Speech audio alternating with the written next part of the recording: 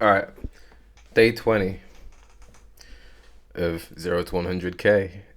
I actually recorded this video 5 minutes ago, but it didn't work, so we're back again, right? Anyway, cheers. Little red wine.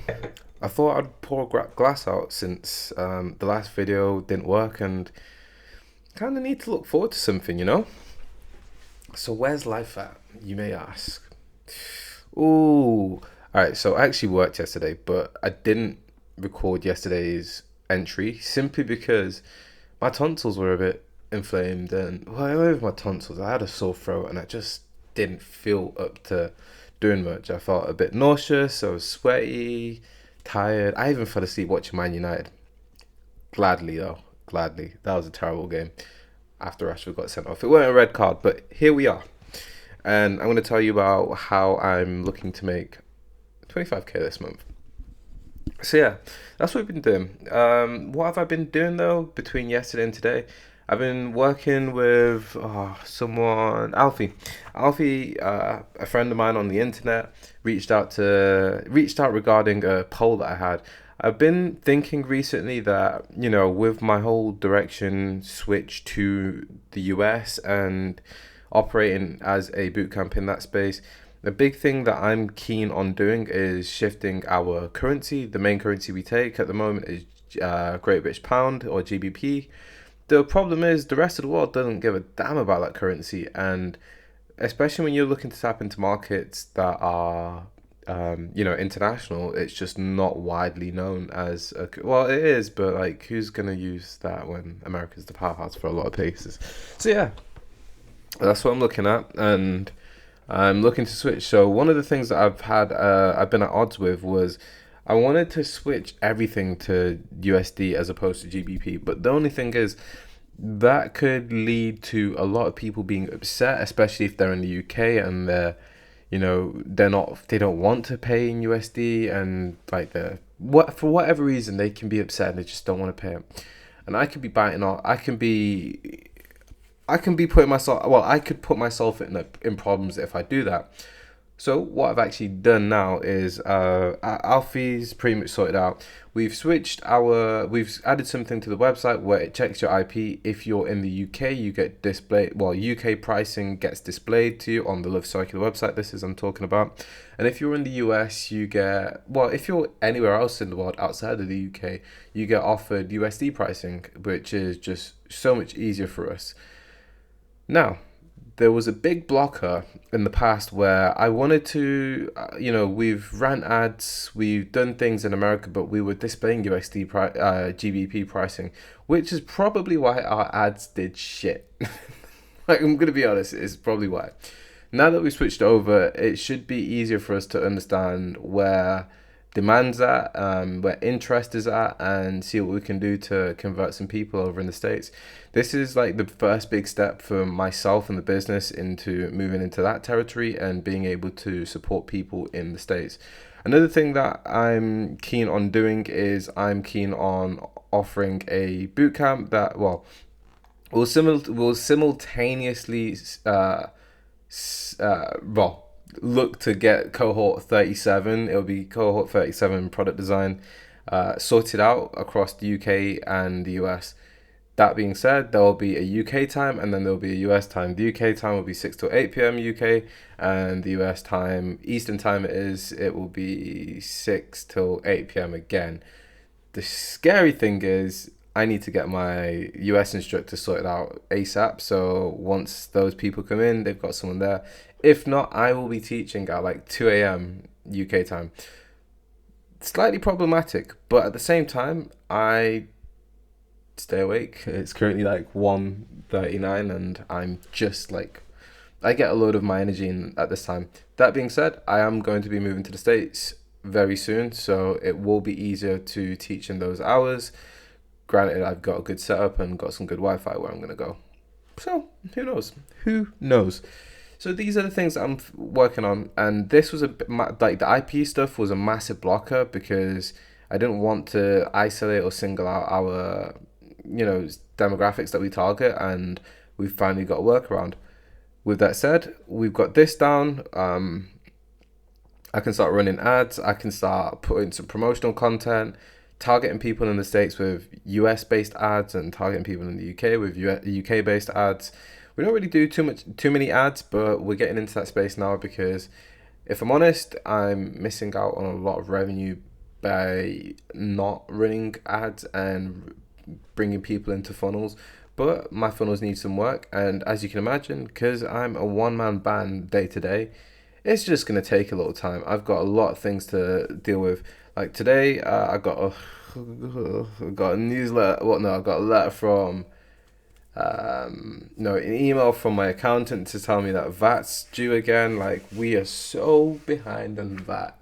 Yes, and I know that you don't want to be behind on VAT and taxes. However, my life is like, I've told you earlier on this year, I told you in this diary in itself, I sacrificed some payroll hoping that we would fix it, and I fucked it basically. Yeah, I fucked it. We can't pay our tax off as a whole. So it's like currently on like a little payment plan, trying to solve that.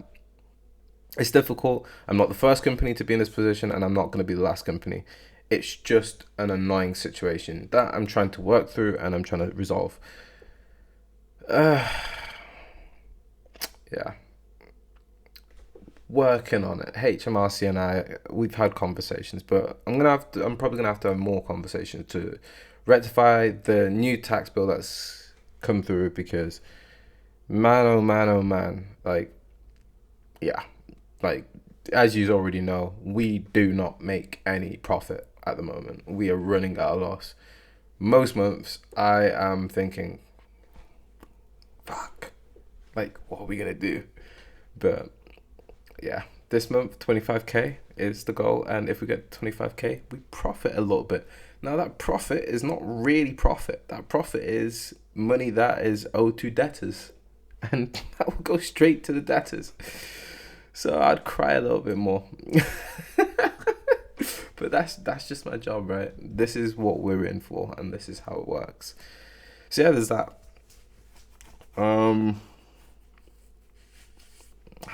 What else have I been doing, man?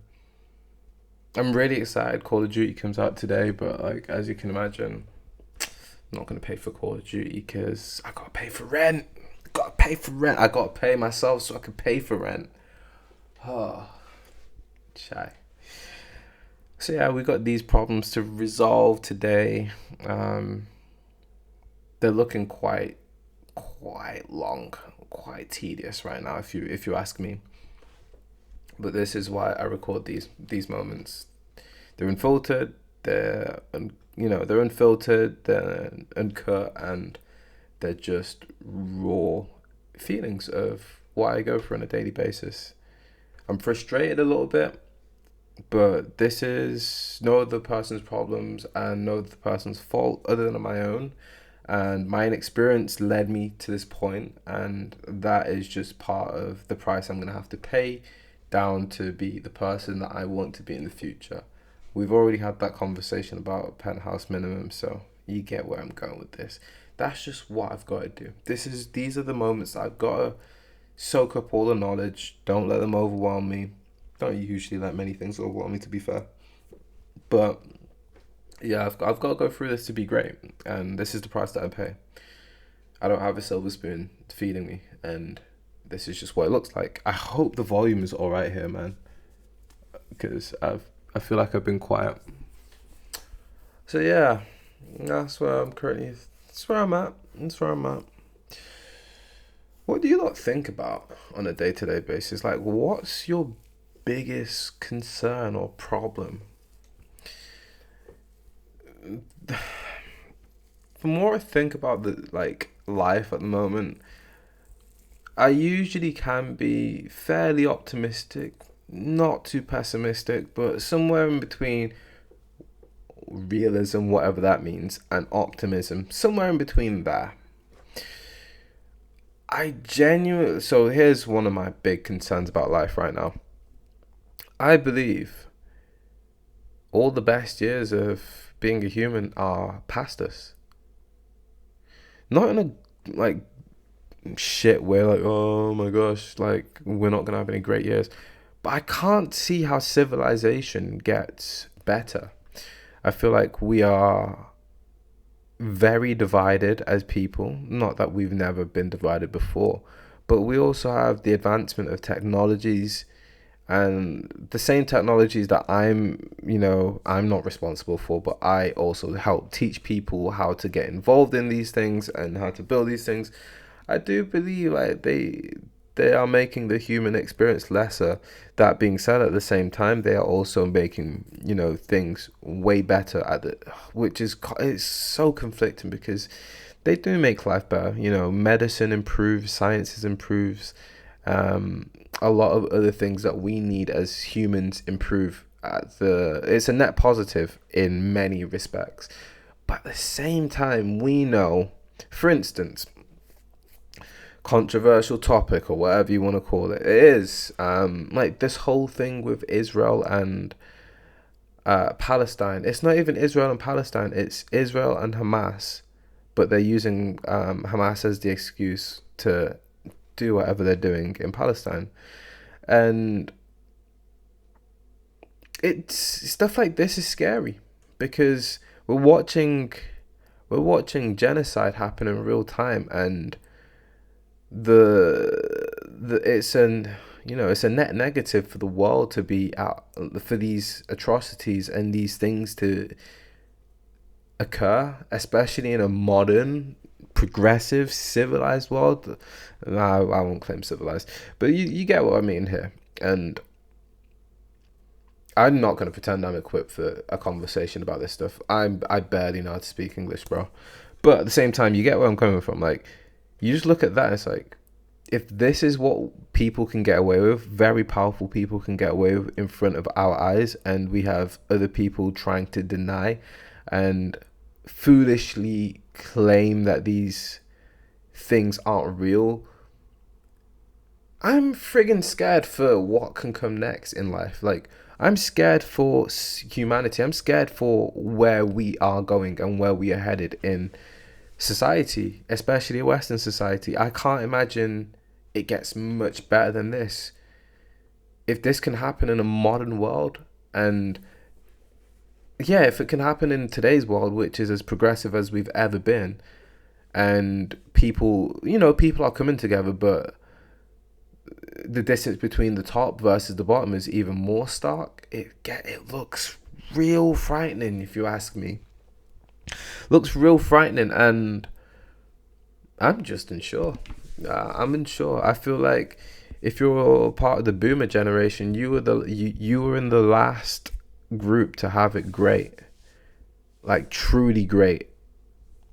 Then after that, there's the older millennials and whatnot. I think they had it really good. They had a world before the internet. They could, grow up, enjoy a lot of like going out before smartphones and stuff like that. I always think about I always imagine what it would have been like to be in a party or like a club or something. I don't really club that much, but like I go to places and not see a cell phone. Like, go to a concert, not see a cell phone. Like, recording. I don't know. Maybe I crave an analog experience, and I crave the desire for a world where we are a bit more analog than we are today. I say this contradicting myself because I spend on a daily basis. I probably have about easily 6 hours screen time on my phone. And on my laptop, maybe another 8, 9, 12 some days. So, yeah, I'm aware of this, but, I know what I want, and I feel like I feel like a big part of trying to improve aspects of the world will be to also benefit from the fact that, but monetarily benefit from the fact that I can slowly start to distance myself from being so attached to my mobile phone. That's mobile phone and digital screens as a whole. They're great, but I feel like they are numbing my experience as a human, and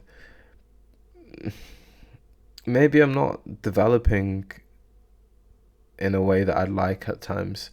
I feel like my attention span is shortened a bit. I feel like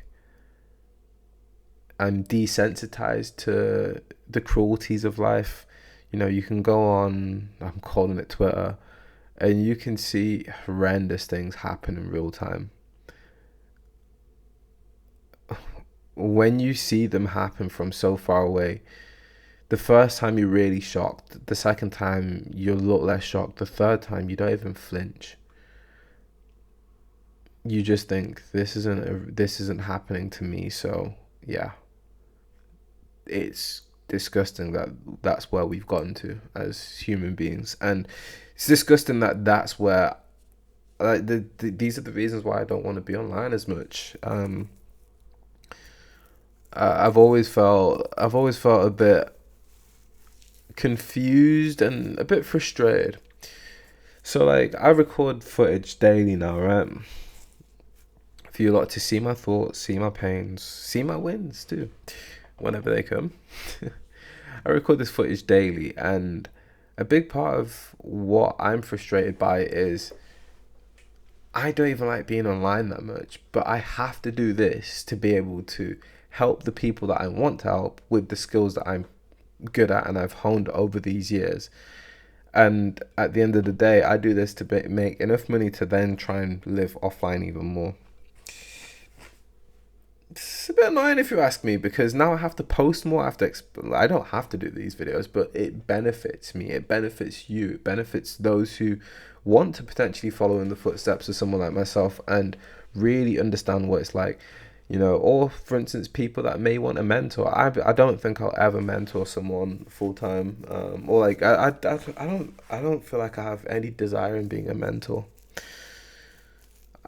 Formally, there are family and friends that I'll help out, but yeah, I never want to feel like I owe someone, and I don't want someone to feel like they can buy my time or whatnot. I feel like me recording these videos daily, there are a lot of anecdotes that can be taken, and you can have it as mentorship. Maybe if I hire staff, like I'll mentor them naturally, but aside from that, yeah, I don't really want to mentor someone one to one. But I look at these videos and I feel like I'm connected to you lot, but I don't want to be as connected all the time. But at the same time, my point was I have to do this and I have to be online to have a successful career. I could easily say, oh yeah, but like you don't have to give it up. I've seen what happens when I've felt the results, and I've seen the results of what happens when I don't stay online and I'm not as connected. You know, there have been people that I had a Twitter account before the current one that I have now. I think at the time that I deleted it, I had maybe 4,000 followers, and this was like 2018. 2018 that I deactivated. Just off where I saw other peers who had Twitter accounts at similar times and what sort of content they posted versus what I posted. A lot of those people are, say 15k plus, especially the ones who were all like doing similar things to me and pushing. Some of these people are now like 60k followers, and I'm just looking at myself thinking, you idiot, why did you let that account go? And it's just the reality of it. Now that I know what I want to do for a living and what I'm geared up towards, I do not have the luxury in my head. I don't have the luxury of being able to not have distribution. Capturing attention online is the new way to have real estate. I don't feel like you need physical real estate anymore. Having following and having good engagement is really what matters now. And knowing that my account could have been so much bigger than it is today because I had way more momentum and all that other shit, I do kick myself. And I know that if I go offline, every time I go offline, I lose momentum on my socials across even these videos. I take 2 days off and I suddenly get a sharp decrease in views. I don't post about these videos I don't really get many views. And it's just like, shit, I really have to be online for you lot and myself. And it makes me a little sad sometimes. But at the same time, there is a positive to take from it. Hey, I get to help someone, and that helps me, and I get closer to my Porsche 911, and you get closer to your future. Or maybe you just get entertainment from these. So yeah, that is my rant, and that is my little ramble about life and online, trying to live less of a digital life and all sorts of other shit. We're fighting mediocrity still. Peace.